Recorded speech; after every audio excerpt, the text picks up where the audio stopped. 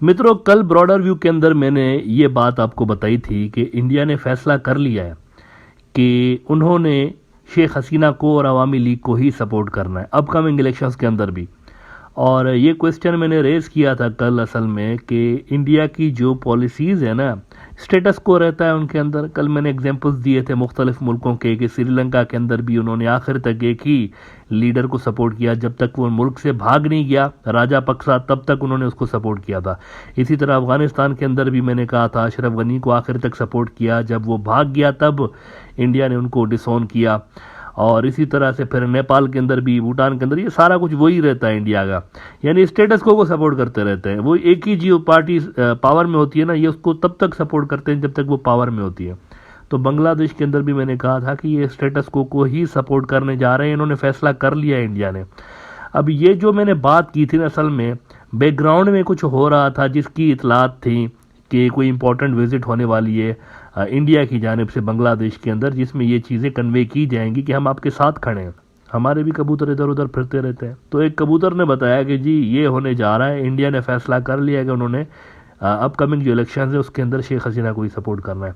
अब आज इंडिया का फॉरेन सेक्रेटरी जो है ना, वो मिला है शेख हसीना के साथ और इन्होंने एग्जैक्टली वही बात की है जो कि मैंने कल अपने प्रोग्राम में कही थी। और उन्होंने कहा उनको, शेख हसीना को, कि हम आपके साथ खड़े हैं, इंडिया आपके साथ खड़ा है, इंडिया आपको सपोर्ट करेगा। ये उन्होंने ऑफिशियली शेख हसीना के साथ मीटिंग में बात की। पहले मैं ज़रा रेफरेंस आपको दे दूं। द बिजनेस स्टैंडर्ड ने आज खबर लगाई है कि India has total support to Sheikh Hasina's leadership Indian foreign secretary. और इंटरेस्टिंग बात देखें जो वो कर रहे हैं, वो कह रहे हैं कि we have total support to you and your leadership, he said while paying a courtesy call on the Bangladesh premier at her official residence गाना भवन ऑन वेनसडे। यानी आज ये मुलाकात हुई है वेनसडे वाले दिन, लेकिन मैंने कल आपको बताया था कि इंडिया ने ये फैसला कर लिया है कि उन्होंने शेख हसीना को सपोर्ट करना है। वर्ड देखें ज़रा, ये जो कह रहे हैं ना कि India has total support to Sheikh Hasina's leadership, India ये भी तो कह सकता था कि ना कि we have total support for Bangladesh. Sheikh Hasina का नाम उन्होंने क्यों लिया है, बांग्लादेश का क्यों नहीं लिया?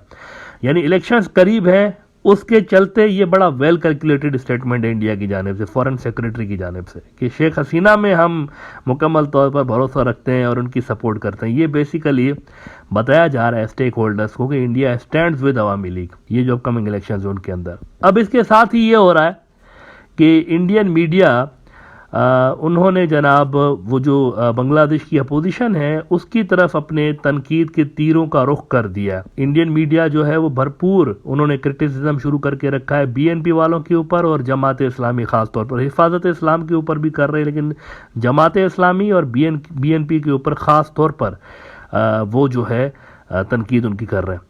ओपी इंडिया को मैं देख रहा था, इंडिया का बड़ा न्यूज़ आउटलेट है और देशभक्त किस्म का न्यूज़ आउटलेट इसको समझा जाता है। अच्छा, इन्होंने जनाब एक आर्टिकल लगाया जो कि मुझे थोड़ा सा अजीब लगा, तो इसीलिए मैं चाहता हूं कि आपके साथ शेयर करूं। सिर्फ ओपी इंडिया नहीं, इंडिया के बहुत सारे न्यूज़ आउटलेट्स ने अवामी लीग के जो विरोधी पार्टीज़ हैं ना, जैसे बीएनपी और ये जो जमात इस्लामी है, उनके खिलाफ अचानक से लंबे लंबे कॉलम्स लिखना शुरू कर दिए हैं। और उसके साथ फिर इंडिया की जानिब से ये ऑफिशियल अनाउंसमेंट आ गई है कि हम शेख हसीना के साथ खड़े हैं। ओपी इंडिया कह रहा है कि how Bangladesh with the active help of the Biden administration is heading towards chaos with a greater risk of Islamist attacks against Hindus। यानी जो अपोजिशन जमाते हैं उन बेचारों को इन्होंने डायरेक्टली लॉ एंड ऑर्डर के साथ जोड़ दिया है कि खुदा न खास्ता अगर ये आ गए तो फिर हिंदू बिरादरी जो बांग्लादेश की है वो पता नहीं उनके साथ क्या हो जाएगा। हालांकि कोई बीएनपी पहली बार थोड़ी सरकार में आएगी, अगर वो जीत के आते हैं तो बीएनपी वाले तो पहले भी कितनी बार सरकार बना चुके हैं, तो ऐसी तो कोई बात नहीं होती। बहरहाल इसके अंदर जो वो जो मैंने कहा ना कि कुछ इंटरेस्टिंग बातें, वो क्या इंटरेस्टिंग बातें हैं वो जरा देख लें। ये कह रहे हैं कि before Awami League under the leadership of prime minister Sheikh Hasina came to power in 2009, Islamists were seen holding rallies on the streets of Dhaka, waving weapons, burning American and Indian flags and chanting the Allahu Akbar slogan। अल्लाह अकबर वैसे बड़ी ज़बरदस्त चीज़ है।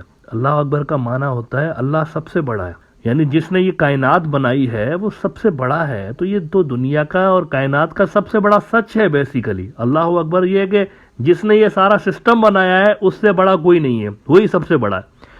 तो अगर कोई सियासी जमात अल्लाह अकबर कहती है तो इट्स गुड एक्चुअली। लेकिन मुझे नहीं पता यहाँ पे ये क्यों लिखा है कि वो अल्लाह अकबर भी कहते थे सड़कों पे खड़े होकर और इस तरह। अभी भी वैसे वो बड़ी बड़ी रैलीज निकालते रहते हैं जमात इस्लामी वाले और बीएनपी वाले, बल्कि आजकल तो वो पहले से कई गुना ज़्यादा बड़ी रैलियाँ निकाल रहे हैं। बहरहाल आगे इन्होंने लिखा कि during the past 14 years Sheikh Hasina has been committedly confronting Islamist and jihadist, thus forcing Islamists on run. But despite his disastrous retreat from Afghanistan and pushing the country to the mercy of Taliban mullahs, it seems US President Joe Biden did not learn any lesson. Oh my God, क्या बात की है उन्होंने। मित्रों आगे ज़रा बात करने से पहले क्लियरिफिकेशन देना ज़रूरी है। जो भी भाई साहब ने ये लिखा है ज़रा याद दिला दें, लोगों की याददाश्त कमज़ोर होती है। जिन्होंने भी ये लिखा है ज़रा मैं उनके साथ मुखातिब हूँ कि भाईजान ये जो विथड्रॉल हुआ है ना अमेरिका का, ये बाइडन ने नहीं किया। आपने तो सारा मलबा उसके ऊपर डाल दिया ना कि बाइडन ने अफगानिस्तान को तालिबान के हवाले किया। ये ट्रंप ने किया था, मोदी साहब के जिगरी दोस्त ने, माय फ्रेंड डोनाल्ड ट्रंप। आपको याद है ना किस तरह से नमस्ते ट्रंप जो उन्होंने एक कैंपेन चलाई थी, इंडियन जो वोटर्स हैं, इंडियन जो अमेरिकी वोटर्स हैं, उसका वोट दिलवाने के लिए ट्रंप को मोदी ने कैंपेन चलाई थी। इलेक्टोरल कैंपेन चला रहे थे ट्रंप की। ट्रंप ने मुआहदा किया था, जो बाइडन ने नहीं किया था। ट्रंप सिग्नेचर करके सारा कुछ ट्रंप के दौर में हुआ था। जब बाइडन इलेक्ट होके आया था तब तक सारी चीजें फाइनलाइज हो चुकी थी। बाइडन ने सिर्फ उस मुआहदे को 1 महीने की डिले के बाद इंप्लीमेंट कर दिया था। यह पहले मुआहदा हो चुका था। स्टेट डिपार्टमेंट वाले, पेंटागन वाले, अमेरिकी इदारे सारे इसके अंदर ऑन बोर्ड थे और अमेरिका की डीप स्टेट फैसला कर चुकी थी कि 20 साल हमने बहुत पैसा और बर्बाद कर लिया, बहुत पिटाई हो गई हमारी, बहुत मार खा ली, अब निकलो यहां से अफगानिस्तान से। तो ये बाइडन ने नहीं किया। फैक्ट्स को जरा दुरुस्त कर लें जिन्होंने भी लिखा है ये असल में पहले हो चुका था, बाइडन के दौर से पहले का मुआहदा था ये। तो बाइडन पे ब्लेम मत डालें, इसका पहली बात तो ये। फिर वो आगे लिख रहे हैं कि he is now repeating the same blunder in Bangladesh by extending patronisation to Islamist forces in Bangladesh, specially Jamaat Islami and their ideological partner Bangladesh Nationalist Party BNP. तो दिल की बात जबान पे आ गई, नाम ले लिया इन्होंने बीएनपी का जनाब, के बीएनपी वालों को जो है ये सपोर्ट कर रहे हैं। कोई सपोर्ट नहीं कर रहा। Fact of the matter is that Bangladesh के अंदर अगर किसी मुल्क की सबसे ज्यादा इन्फ्लुएंस है यानी ब्यूरोक्रेटिक लेवल पर और पॉलिटिकल लेवल पर, तो दैट इज इंडिया। इंडिया अगर चाहेगा तो कोई असर और रसूख अपना यूज कर सकता है। ब्यूरोक्रेसी के ऊपर भी वो कर सकते हैं, पॉलिटिकल लेवल पर भी। देखें ना शेख हसीना वालों के साथ इनके पॉलिटिकल पुराने टाइज है, तो इंडिया कर सकता है। मेरे ख्याल से अमेरिकी जो है ना वो साइड लाइन पर रहे हैं। ये तो अभी जाके ये जो जब चाइना उभरा है तब अमेरिका ने आसियान के ऊपर और साउथ एशिया के ऊपर इस तरह से अपना उन्होंने अटेंशन डाइवर्ट किया है ना। पहले वो कहाँ देखते थे, म्यांमार को कहाँ देखते थे। वो आखिरी बार किसी टॉप के ऑफिशियल ने कब म्यांमार का दौरा किया था, ये मिलिट्री कूप से पहले किसने किया था? बांग्लादेश के अंदर आते थे क्या इस तरह से फ्रीक्वेंटली? कहाँ ये बांग्लादेश को इस तरह से ऑन बोर्ड लेते थे? मुख्तलिफ जो रीजनल सिक्योरिटी के हवाले से इशूज होते नहीं लेते थे। इनका पूरा का पूरा ध्यान होता था Afghanistan, middle east, Europe, Afghanistan, middle east, Europe और थोड़ा थोड़ा अफ्रीका। इधर कहाँ आते थे मुझे बताएं? बांग्लादेश के अंदर इस तरह पे दर पे क्या अमेरिका के टॉप जो सिक्योरिटी ऑफिशियल्स थे या डिप्लोमेट्स जो थे वो इस तरह आते थे क्या? पहले नहीं आते थे। चाइना उभरा है तो अब उनको बांग्लादेश की नीड है। कंटेनमेंट ऑफ चाइना उनकी जो पॉलिसी, इंडो पैसिफिक पॉलिसी उनकी जो है उसके अंदर they need Bangladesh against China. तो इसीलिए ये इस तरह चक्कर लगा रहे हैं ढाका के, वरना पहले नहीं आते थे इस तरह। बांग्लादेश के ऊपर ज्यादा ये फोकस भी नहीं करते थे पहले अमेरिकन जो है। अब अगर वहां इवन शेख हसीना के अलावा भी किसी की सरकार आएगी तो ये मत समझे कि अमेरिकी साइड लाइन हो जाएंगे, चुप करके बैठे रहेंगे, ऐसा नहीं होगा।